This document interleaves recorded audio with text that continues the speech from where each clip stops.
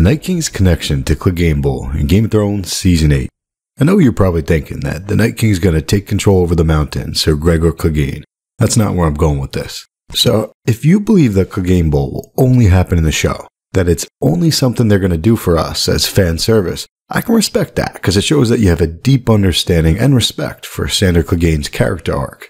However, Clegane Bowl will happen in the books and the show alike. He's not going to proactively seek it out, but it's going to go down. Here. Here are 2 clues for you from the books. First is one of Bran's visions. In that vision, Bran sees shadows around his father, Sansa, and Arya down in King's Landing. One dark as ash with the terrible face of a hound, so that's clearly Sandor Clegane, formerly the Hound. The second person in that vision was armored like the sun, golden and beautiful. I've seen some people say that it's book-only Aegon, wearing some armor from the Golden Company, but I disagree. It's Jaime. Here's why I think so. The term S-U-N son is related to the origin of House Lannister, Lan the Clever. In the songs, Lan was the fellow who winkled the Casterlys out of Casterly Rock with no weapons but his wits, and stole gold from the sun to brighten his curly hair. He probably stole gold from the S-O-N son, not the S-U-N son, the Casterly son, but that's besides the point. The point is, the S-U-N son is used to describe the hair color of Lan the Clever, the founder of House Lannister. And even now, that same verbiage is used with Lannisters. Varys, for example, said that Joffrey, Myrcella, and Tommen slid out between Cersei's thighs, each as golden as the sun. And most importantly, Jaime often wore gold armor, or at least he used to.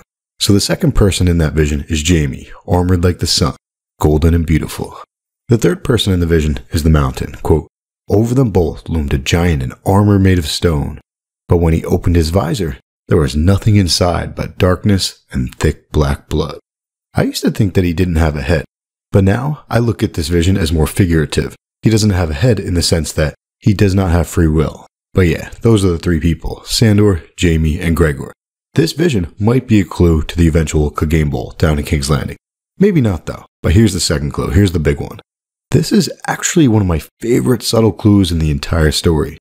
Supposedly, there was this dude named Simeon Stareyes. Simeon saw 2 hellhounds fighting at the Night Fort. The first fort on the wall, the fort where Bran crossed the wall.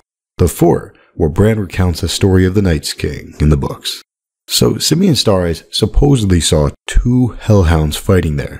I believe that one of the hellhounds in that fight was the Night's King, the man who used to be the bastard of Winterfell, born in the crypts of Winterfell. And my guess is that the other hellhound in that fight was his half-brother, Brandon the Breaker. It's not proven, that's just my opinion, but I do feel pretty good about it. After all, we've seen several brothers fight one another in this story. Brynden Rivers, or Bloodraven, he dueled his half-brother, Aegor Rivers, during the First and the Third Blackfyre Rebellions. Stannis took out Renly during the War of the Five Kings. A shadow in the shape of a man. In the shape of Stannis. And during the Dance of the Dragons, Sir Eric and Sir Eric fought each other to a double TKO, and they were twins. Supposedly, they professed their love for one another as their swords clashed. Pretty tragic. Even Summer fought his brother, Shaggy Dog, down in the crypts of Winterfell. And check this out. When they fought, Bran noticed their shadows on the wall of the crypts. Shadow wolves 20 feet tall fought on the wall. Look at that genius wordplay there. Shadow wolves fighting on the wall. For me, that's a nod to the hellhounds that Simeon Stareyes saw fighting at the Night Fort.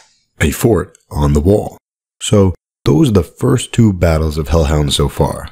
The Night's King and his half-brother, and Summer and Shaggy Dog. Now check this out. Tyrion thinks of Sir Gregor as one of Tywin Lannister's hellhounds. So now, all we need to do is find evidence that Sandor is also a hellhound. If we can find that, then it means Clegane Bowl is going down. In the show, Arya yells this. Burn in hell! She yells that at the hound, so it's a loose nod to hellhounds. But in the books, we've got something better. Arya once says, "You go to hell, hound." So she did not say hellhounds, and she did not call him a hellhound. Just, "You go to hell, comma, hound." But in my opinion, that's how George R. R. Martin rolls. He gives us subtle clues with wordplay. Tyrion thinks of Sir Gregor as a hellhound. And remove the comma from that sentence, and there you go. Hellhound. Sandor is also a hellhound. As Joffrey once said, send a dog to kill a dog. Unfortunately, Sandor's gonna lose that fight.